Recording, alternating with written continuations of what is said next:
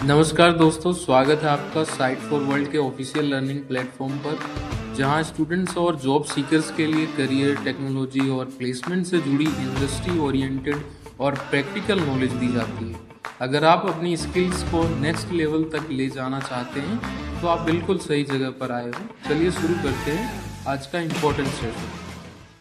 नमस्ते स्टूडेंट्स, आज का टॉपिक है डेटाबेसेस। आप रेडी हो? फोकस मोड ऑन है ना? ये वो चीज़ है जो हमारी पूरी डिजिटल लाइफ को चलाती है। तो आज हम इसके फंडामेंटल्स को एकदम सिंपल तरीके से समझेंगे। रेडी हो? चलो शुरू करते हैं। कभी सोचा है कि सोशल मीडिया, बैंक्स या ऑनलाइन स्टोर्स, ये इतना सारा डेटा, इतनी सारी इंफॉर्मेशन बिना एक बाइट भी खोए मैनेज कैसे करते हैं? हाँ, इन सब के पीछे ना एक बहुत ही पावरफुल कॉन्सेप्ट है जो हमारी डिजिटल दुनिया को पावर करता है, और वही है डेटाबेस। तो आज हम क्या क्या कवर करने वाले हैं, एक क्विक लुक लेते हैं।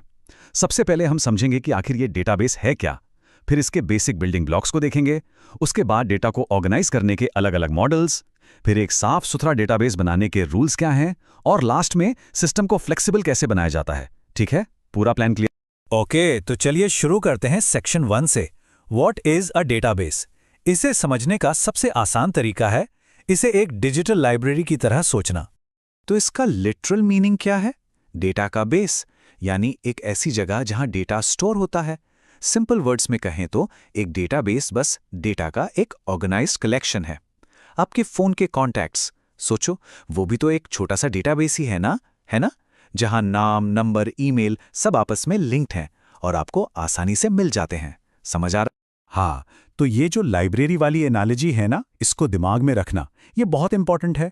जैसे लाइब्रेरी में हर किताब एक फिक्स जगह पर होती है ताकि आप उसे आसानी से ढूंढ सको, बिल्कुल वैसे ही डेटाबेस इंफॉर्मेशन को ऑर्गेनाइज करता है ताकि कोई केओस ना हो और जब भी जरूरत पड़े डेटा फटाक से मिल जाए।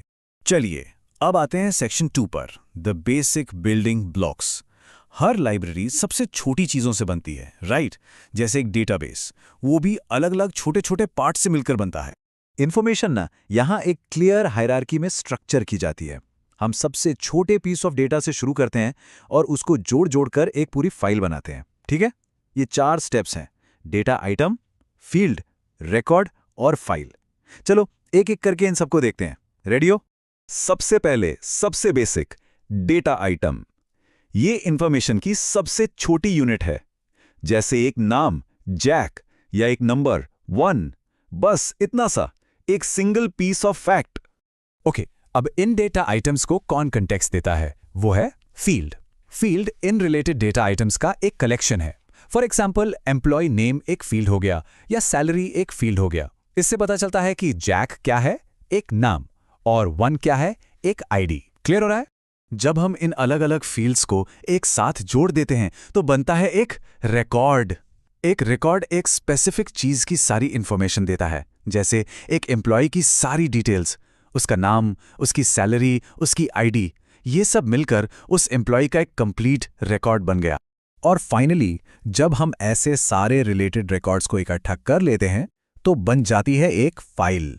जैसे कंपनी के सारे एम्प्लॉयज के रिकॉर्ड्स को एक साथ रखा तो बन गई एम्प्लॉय फाइल।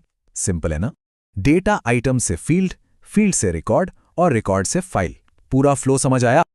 ओके, तो अब हम आते हैं सेक्शन 3 पर, organising the data models. Building blocks तो हमारे पास हैं, data items, fields, records, files. लेकिन अब सवाल ये है कि इन सबको ऑर्गेनाइज कैसे करें? ये डिजिटल लाइब्रेरी में चीजें रखी कैसे जाएंगी? देखो, इस डिजिटल लाइब्रेरी को ऑर्गेनाइज करने के ना कई अलग अलग तरीके हैं। इन्हीं तरीकों को हम डेटा मॉडल्स कहते हैं। हर मॉडल का अपना अलग स्टाइल है। कुछ ट्री जैसा स्ट्रक्चर फॉलो करते हैं, कुछ कॉम्प्लेक्स रिलेशनशिप्स बनाते हैं और कुछ सिंपल टेबल्स यूज करते हैं। लेकिन इन सब में से एक मॉडल है जो आपको सबसे ज्यादा देखने को मिलेगा, और वो है रिलेशनल मॉडल। क्यों? क्योंकि ये बहुत सिंपल है। ये डेटा को सिंपल टेबल्स में ऑर्गेनाइज करता है, रोज और कॉलम्स में, बिल्कुल एक स्प्रेडशीट की तरह, और इसीलिए इसे समझना और यूज करना काफी आसान हो जाता है। जैसा आप स्क्रीन पर देख सकते हो, इसमें फैमिलियर रोज और कॉलम्स होते हैं। हर रो एक रिकॉर्ड है, जैसे यहाँ एक स्टूडेंट की एंट्री, और हर कॉलम एक फील्ड है, जैसे नेम या कोर्स आईडी। इससे डेटा के बीच का रिलेशनशिप एकदम साफ दिखता है। देखो, हम आसानी से देख पा रहे हैं कि जैक ने 2 अलग-अलग कोर्सेज लिए हैं, ठीक है? चलिए आगे बढ़ते हैं सेक्शन 4 पर, rules for a tidy database. ध्यान से सुनना, ये इम्पॉर्टेंट है। वापस अपनी लाइब्रेरी में चलते हैं। सोचिए, अगर एक ही किताब की 10 कॉपीज अलग-अलग शेल्फ्स पर पड़ी हों, तो कितना मेस और कन्फ्यूजन होगा, है ना? ऐसी ही गड़बड़ और डेटा के रेपिटेशन को रोकने के लिए डेटाबेसेस में भी कुछ स्ट्रिक्ट रूल्स होते हैं। डेटाबेस की लैंग्वेज में इस साफ सफाई के प्रोसेस को कहते हैं नॉर्मलाइजेशन। इसका बस एक ही मेन गोल है, डेटा रिडंडेंसी को कम करना। रिडंडेंसी मतलब एक ही इंफॉर्मेशन का बार बार रिपीट होना। जब रेपिटेशन कम होगा तो डेटाबेस अपने आप एफिशिएंट बन जाएगा। अब देखो, नॉर्मलाइजेशन के बिना क्या प्रॉब्लम होती है। स्क्रीन पे जो टेबल है उसको देखो।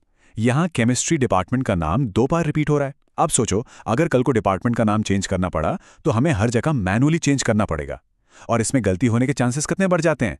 समझ रहे हो प्रॉब्लम क्या है? तो नॉर्मलाइजेशन इस प्रॉब्लम को सॉल्व कैसे करता है? बहुत स्मार्ट तरीके से। ये उस एक बड़ी मेसी टेबल को 2 छोटी क्लीन टेबल्स में तोड़ देता है।